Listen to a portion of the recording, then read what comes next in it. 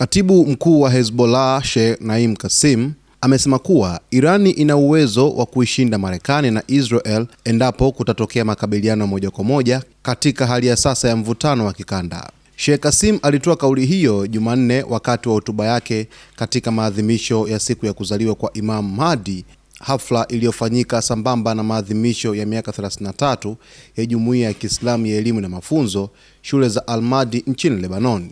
Akizungumza mwanzoni mwa hotuba yake, Kassem alisema kuwa Waislamu wote kwa kauli moja wanaamini katika kurejea kwa Imam Mahdi mwishoni mwa nyakati licha ya tofauti ndogo za kimaelezo. Alisisitiza kuwa waumini wanapaswa kuwa na subira huku wakisubiri ushindi wa haki.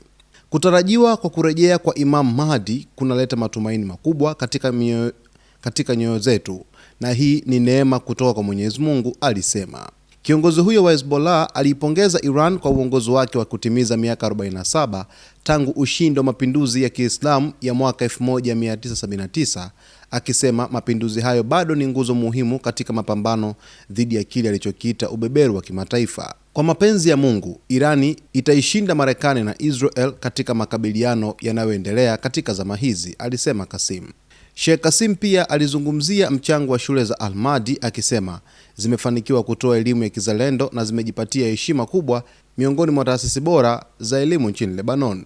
Alifafanua kuwa shule hizo zinatumia mtaala wa Kiislamu unaojengwa juu ya maadili ya manabii, elimu inayochochea mapenzi ya nchi, ulinzi wa ardhi na kusimama upande wa wanaodhulumiwa. Katika hotuba yake, Kassem aliwaomboleza Said Abdul Karim Nasrallah pamoja na kamanda wa jihad Haji Abu Ahmed Salhab, akiwataja kama mashujaa waliotoa mchango mkubwa katika mapambano.